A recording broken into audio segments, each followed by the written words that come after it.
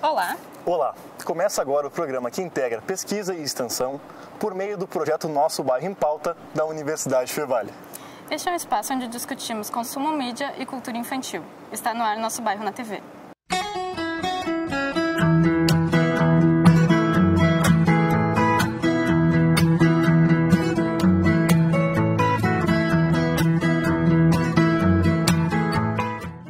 Famílias com diferentes configurações são cada vez mais presentes em nosso dia a dia.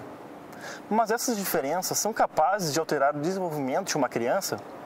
Como abordar este assunto em sala de aula?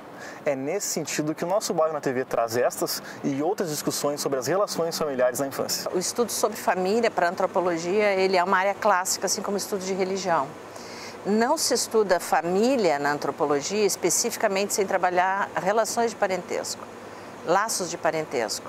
Então, toda uma discussão que a gente possa ter hoje sobre família, classicamente na antropologia é discutida como estruturas e laços de parentesco. E dentro das estruturas e laços de parentesco, a organização familiar, a distribuição dos papéis sexuais e dos papéis de gênero dentro dessa organização que é a família.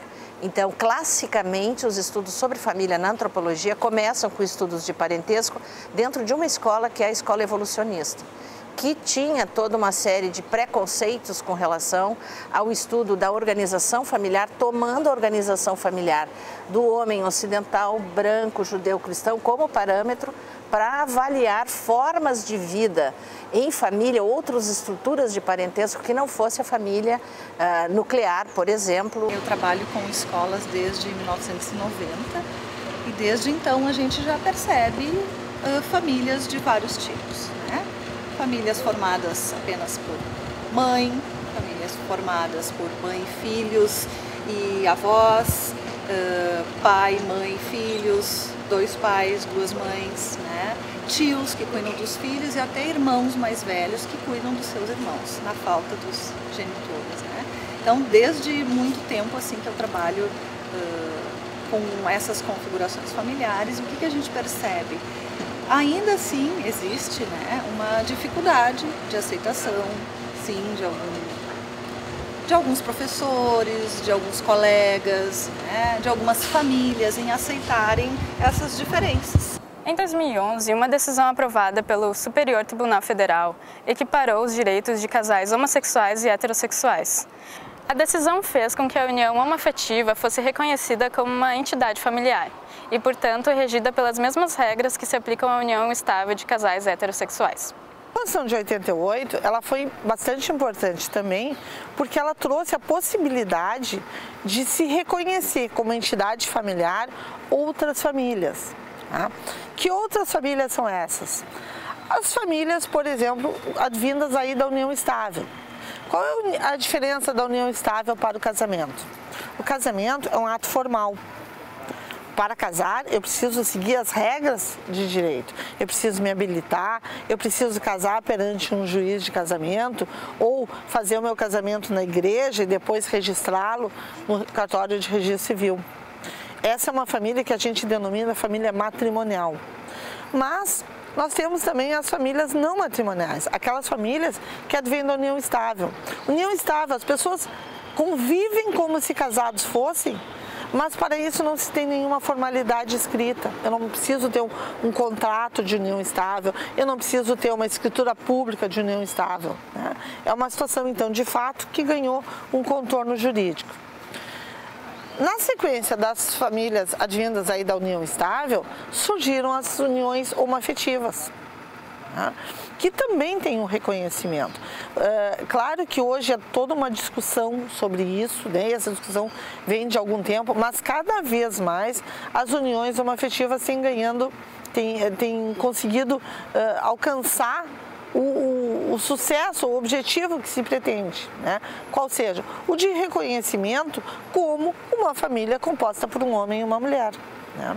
Tanto que hoje nós temos aí a possibilidade dos companheiros homoafetivos terem garantido a sua pensão por morte, em caso, né, da morte de um dos companheiros, né? É possível a adoção pelos casais homoafetivos, né? É possível o casamento formal pelos casais homoafetivos, né? E nada mais justo, né, Nada mais justo que isso realmente venha acontecendo no meu ponto de vista. No próximo bloco, profissionais comentam como este assunto é tratado no ambiente escolar e pela psicologia. Até já!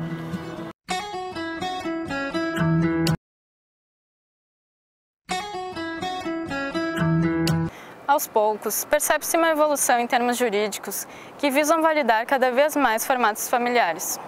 Mas de que forma a mídia, a escola e a sociedade em geral pode colaborar nesse assunto? Eu trabalho então na assessoria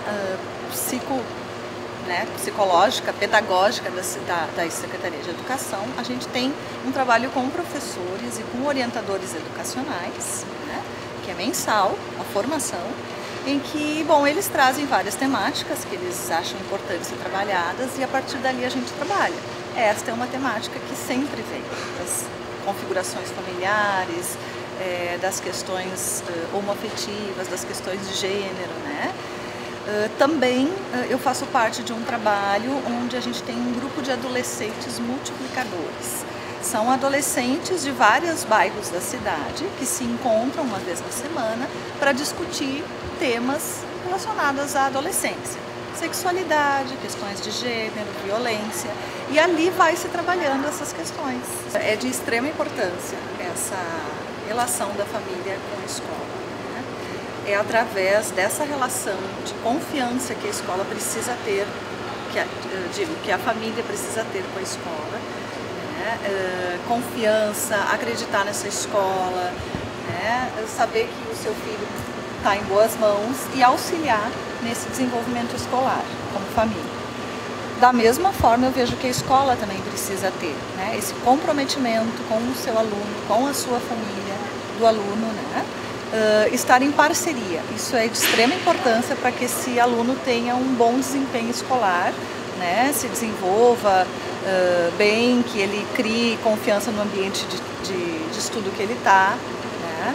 Então, eu acho que essa relação ela é dos dois lados, né? Tanto da escola com a família, como da família com a escola. Isso precisa acontecer. Dentro de uma escola, eu posso ter outro tipo de arranjo familiar da criança. Então, a próprio profissional que trabalha na área da educação ou na área da pedagogia, ele próprio tem que começar também a compreender essa dinâmica complexa de transformação na própria estrutura da família na nossa sociedade.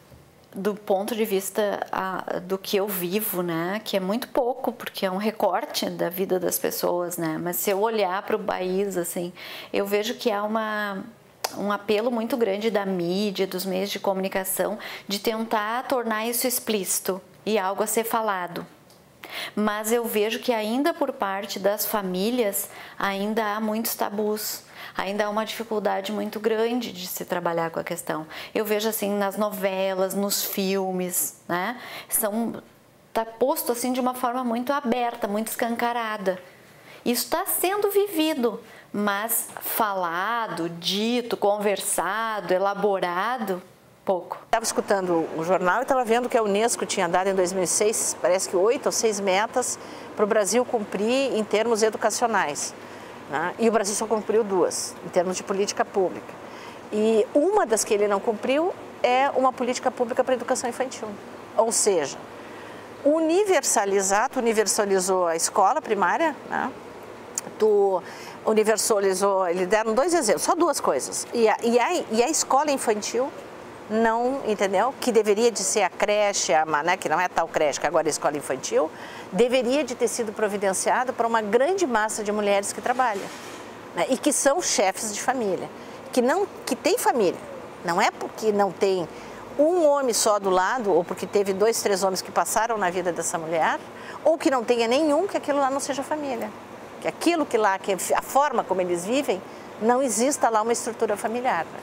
Isso eu acho as coisas mais difíceis das pessoas entender que é possível ter uma estrutura de parentesco, se tem estrutura de parentesco, tem família. Falta as pessoas terem mais consciência, né? Olharem mais ao seu redor, serem verdadeiras, né? E não serem... Tirar um pouco desse preconceito, achar que só a sua verdade que vale, né? De que, bom, se eu não tenho pai, ou se eu sou separada, ou se eu tenho 2 mães, eu sou menos do que outros, né? E a gente tem muitos exemplos assim, né, de crianças criadas só por uma mãe, só por uma avó, por duas mães e que estão se desenvolvendo e estão muito bem, né? E outros que têm o pai e a mãe dentro de casa e que não estão tão bem assim. A sociedade tem que evoluir muito ainda, tá? Para reconhecer que todos têm o direito de ser felizes. Tá? Então, ainda que eu possa observar todos os aspectos religiosos, enfim, todo o passado, eu não posso fechar meus olhos e esquecer que do meu lado senta, né? Do meu lado da instituição sentam duas pessoas que se gostam e essas pessoas são do mesmo sexo. Eu não posso deixar de olhar que no ônibus que eu vou pegar tem alguém que quer ser feliz com outra pessoa do mesmo sexo. Então nós temos que reconhecer que o direito à felicidade é de todos. Tá? Nós temos que reconhecer que pai e mãe têm que assumir o seu papel de conviventes com os filhos. Tá? Eu não posso ter meu filho só quando ele tira a nota 10 no colégio. Ele precisa ser meu filho também quando ele quebra o vidro da escola. Tá? E normalmente essa é uma tarefa que a gente delega para o outro, porque a culpa é do outro que não cuidou, nunca nossa, né? Então, nós precisamos cuidar melhor das nossas famílias. O nosso Bairro na TV fica por aqui. Na próxima edição vamos continuar discutindo a relação entre mídia, infância e consumo. Para saber mais, acesse nossa página no Facebook e nosso canal no YouTube. Até mais!